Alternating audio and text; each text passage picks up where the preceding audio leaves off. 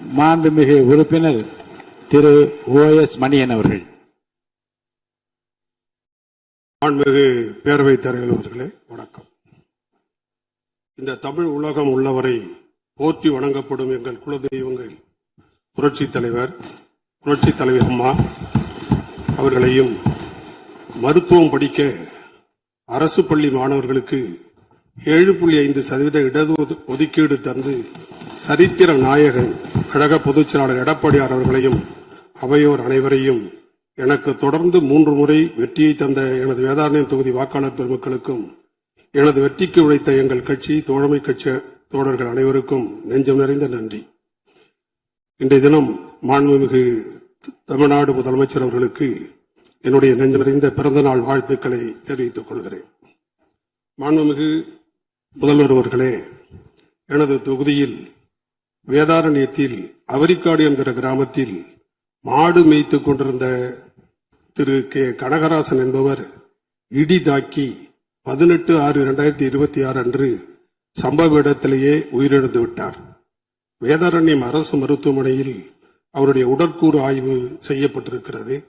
அவரது குடும்பத்திற்கு மாண்புமிகு முதலமைச்சர் அவர்கள் நிவாரண நிதியிலிருந்து நிதி வழங்கிட வேண்டும் என கேட்டுக்கொள்கிறேன்.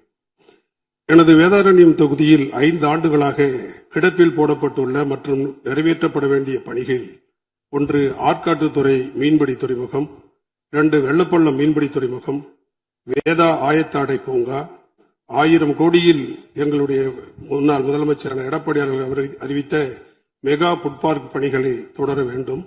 1360 அடுக்குமாடி குடியிருப்பு வீடுகள் முழுமை பெறவில்லை, முடித்து தர வேண்டும். புஷ்பவனம் மீனவர் கிராமத்தில் கடலில் இருந்து சேர் 2 கிலோமீட்டர் தூரத்திற்கு வந்து வீசிவிட்டது, அது டெபாசிட் ஆகிவிட்டது. அந்த இடத்தில் கருங்கல் போடும் பணியை தொடங்க வேண்டும். கோடியக்கரை வேதாரண்யம் 100 அடி வாய்க்கால் தூர்வார வேண்டும். வளவனாற்றில் கடைசி கதவணை முதல் கடல் வரை தூர்வார வேண்டும். தலைஞாயிறு புதிய வட்டாட்சியர் அலுவலகம் வேண்டும். தலைஞாயிறில் 110 kVA துணை மின் நிலையம் அமைத்து தர வேண்டும். நிலம் தயாராக இருக்கிறது. ஆதனூர் அருகே மானங்கொண்டான் ஆற்றில் மின்னிறவை பாசன திட்டம் அமைத்து மானாவாரி நிலத்திற்கு பாசனம் தர வேண்டும். ஆலங்குடி தலைஞாயிறு வேட்டைக்காரர் இருப்பவரை அரிச்சந்திர ஆற்றில் தடுப்புச் சுவர் அமைத்து தர வேண்டும். திருக்கோவில் நிலத்தில் குடியிருப்போருக்கு அரசாணை 480 எங்களுடைய முதல்வர் எடப்பாடியார் அவர்கள் தந்தார்கள். அதை பயன்படுத்தி ஏழை எளிய மக்களுக்கு வீடுகளுக்கு பட்டா வழங்குகிற பணியை செய்து தர வேண்டும். திருக்கோவில் இடத்தில் குடியிருப்போருக்கு வாடகையை குறைத்து தர வேண்டும். அதுவரை நடப்பு நடவடிக்கைகளை நிறுத்த உடனடியாக ஆணையிட வேண்டும். அரசு ஆணை 50 பயன்படுத்தி சொந்த நிலத்திலிருந்து விவசாயிகள் சொந்த நிலத்திற்கு மண்ணடிக்க அனுமதி மறுக்கப்படுகிறது. அதை நீங்கள் அனுமதிக்க வேண்டும். என்னுடைய சென்னை ஓரடியம்பலம் MGR மீன்வள கல்லூரி வரை விரைவு பேருந்து இயக்கப்பட வேண்டும். இத்தடத்தில் ஓடிய பேருந்து நிறுத்தப்பட்டு விட்டது. வேதாரண்யம் தொகுதி சிறுதலைக்காடு என்கிற மீனவர் கிராமத்திற்கு பேரிடர் பல்நோக்கு கட்டிடம் கட்டித்தர வேண்டும். வேதாரண்யம் தொகுதி சிறுதலைக்காடு கிராம மீனவர்கள் கடலுக்கும் ஊருக்கும் 3 கிலோமீட்டர் தூரம் இருக்கிறது. இந்த மண் சாலையை தார் சாலையாக அமைத்து தரப்பட வேண்டும். உயர்கல்வித்துறையில் கல்வியியல் கல்லூரியில் ஒருங்கிணைந்த 4 ஆண்டு பட்டப்படிப்பு இந்த ஆண்டு மாணாக்கர்கள் சேர்க்கை நிறுத்தப்பட்டுள்ளது. காரணம் என்ன என்று தெரியவில்லை. அதனால் தமிழக மாணவர்கள் வெளிமாநிலங்களுக்கு சென்று படிக்க வேண்டிய நிலை ஏற்பட்டுள்ளது. எனவே இந்த ஆண்டு மாணவர் சேர்க்கைக்கு உடனடியாக உரிய நடவடிக்கை எடுக்க வேண்டும். 18/6/2026 அன்று சட்டமன்ற உறுப்பினர்களுக்கு அளிக்கப்பட்ட அரசினர் தனி தீர்மானத்தை 19/6/26 அன்று மாண்புமிகு முதலமைச்சர் சட்டமன்றத்தில் முன்மொழிந்த வரைவு தீர்மானத்தை அனைத்து இந்திய அண்ணா திராவிட முன்னேற்ற கழகம் ஆதரிக்கிறது. நதிநீர் தாவா சட்டம் 1956 பிரிவு 4 கீழ் புதிய நடுவர்மன்றம் அமைக்க வேண்டும் என மாண்புமிகு முதலமைச்சர் அவர்கள் கொண்டு வந்த திருத்திய தீர்மானத்தை அனைத்து இந்திய அண்ணா திராவிட முன்னேற்ற கழகம் எதிர்க்கிறது. உறுப்பினர், நீங்க அவையை விட்டு வெளியேறிய பிறகு அது பற்றி விரிவான கருத்துக்கள்லாம் சொல்லப்பட்டு மாண்புமிகு பொதுப்பணித்துறை அமைச்சரும் மாண்புமிகு நீர்வளத்துறை அமைச்சரும் விளக்கத்தை எல்லாம் அளித்து நீங்கள் அதை கேட்க தவறிவிட்டீர்கள். இப்போது நான் சொல்லுகிறேன், மேகதாது பற்றி எந்த விதமான கருத்தையும் நீங்கள் சொல்வதை நான் ஏற்க முடியாது. அவை குறிப்பில் நீக்கப்படுகிறது. பேரவைத் தலைவர்களே,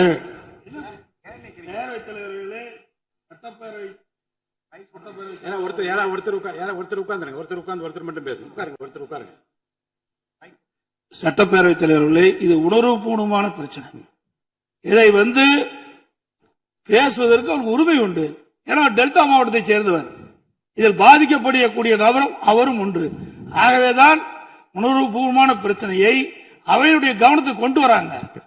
ஏற்கனவே மாண்புமிகு முதலமைச்சர் அவர்கள் அரசின் தனி தீர்மானம் கொண்டு வந்தாங்க. அதை இங்கே முன்மொழியப்பட்டு வழிமொழியப்பட்டு விவாதத்துக்கு எடுத்துக் கொள்ளப்பட்டது. அப்பொழுது திருத்திய அந்த வாசகத்தை சேர்க்கப்படவில்லை. மாண்புமிகு முதலமைச்சர் பதில் உரையில் தான் அந்த திருத்தத்தை அவர் வாசித்தார். அதைத்தான் திருத்தப்பட்டதைத்தான் நாங்கள் எதிர்க்கிறோம், வேற ஒன்றும் அல்ல. மாண்புமிகு உறுப்பினருக்கு ஒரு சொல்ல விரும்புகிறேன். உணர்வுபூர்வமான பிரச்சனையில் உணர்ச்சி வசப்படாமல் பேசுங்கள் என்றுதான் நான் காலையில் குறிப்பிட்டேன்.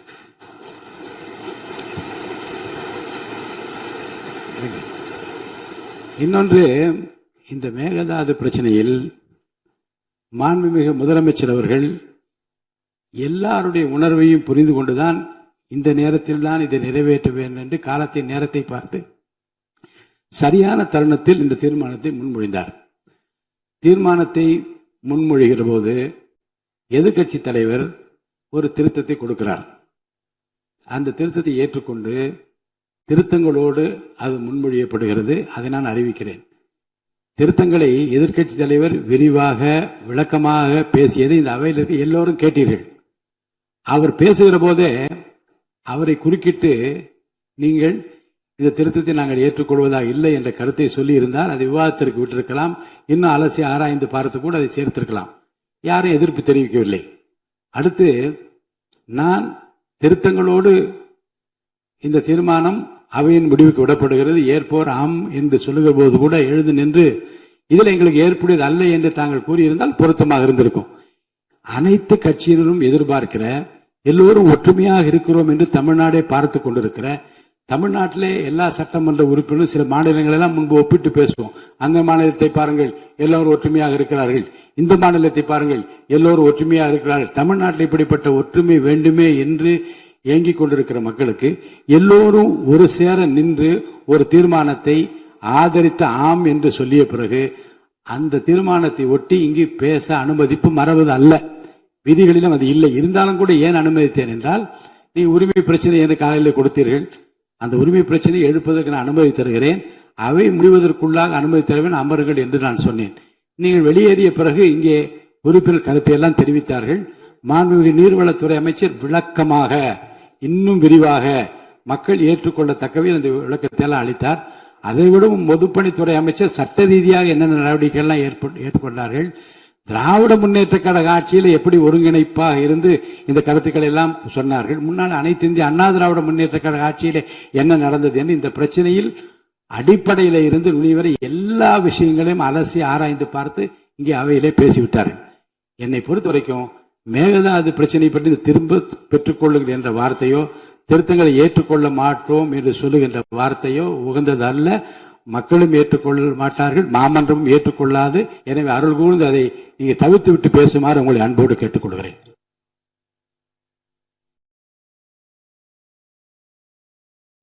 மாண்புமிகு பேரவைத் தலைவர்களே, எதிர்கட்சி வரிசைகளுக்கெல்லாம் தங்களுடைய கருத்துக்களை சொல்லலாம். ஆனா பதில் உரையில மாண்புமிகு முதலமைச்சர் குறிப்பிடுகின்ற பொழுது ஏற்கனவே 18/6/2026 அன்று மாண்பு உறுப்பினர் அவர்களுக்கு அரசின் தனி தீர்மானம் அனுப்பி வைக்கப்பட்டது. அதைத்தான் நாங்கள் வரவேற்றோம். அதுதான் எங்க கை கிடைச்சது. ஆனா எதிர்கட்சி தலைவர் அவருடைய விருப்பத்தை அவர்கள் குறிப்பிடலாம், அது தவறு கிடையாது, அதுக்கு எல்லாத்துக்கும் உரிமை உண்டு. ஆனால் எழுத்துப்பூர்வமாக இந்த திருத்தத்தை வலியுறுத்தி பேசினார, அவர் பேசுகிற போது சொன்னாரு, விளக்கமா சொன்னாரு. தலைவர்கள் அப்படி எழுத்துப்பூர்வமாக தெரிவிக்கப்பட்டிருந்தாலும் அந்த அரசின் தீர்மானத்தில் இடம்பெற்றிருக்க வேண்டும், இடம்பெறவில்லை. அவை திருத்தம் கொண்டு வருகின்ற பொழுது அதை தங்களுடைய அனுமதி பெற்று முதலமைச்சர்கள் முன்மொழிந்து வழிமொழிப்பட்டு விவாதிக்கப்பட்டு ஓட்டெடுப்பு விடப்பட்டு பிறகுதான் அந்த திருத்தத்தை இடம்பெற செய்ய வேண்டும். அதுதான் விதி 104 சொல்லுது. அதைத்தான் நான் குறிப்பிடுறேன், வேற ஒன்றும் கிடையாது. ஆக நீங்கள் விதிகள் படி அதை முறையாக அந்த திருத்தத்தை மேற்கொண்டு முதலமைச்சர்கள் அறிவிக்கப்பட்டிருந்தா எந்த விவரமும் வராது. அது மட்டுமல்ல, நீங்கள் ஏற்கனவே 18/6/2022 அன்று மாண்பு உறுப்பினர் அவர்களுக்கு அளிக்கப்பட்ட அரசின் தீர்மானத்தின் அடிப்படையில் எங்களுடைய கருத்துக்கள்லாம் நாங்கள் சொல்லிட்டு வந்தோம். எல்லாம் இங்க இருக்கிற முன்னா இங்க இருக்கின்ற அனைத்து எதிர்க்கட்சி உறுப்பினர்களும் அதான் தெரிவிச்சாங்க. இப்ப கூட அந்த திருத்தத்தை எதிர்த்து உங்களை ஆதரிக்கின்ற கம்யூனிஸ்ட் கட்சிக்காரர்களும் அதான் வலியுறுத்தி பேசினாங்க. பாட்டாளி மக்கள் கட்சி சேர்ந்தவர்கள் தான் அந்த நடுவர் மன்றம் அமைக்க கூடாது என்ற எதிர்ப்பையும் தெளிவுபடுத்த என்பதை தங்களுடைய கவனத்துக்கு கொண்டு வர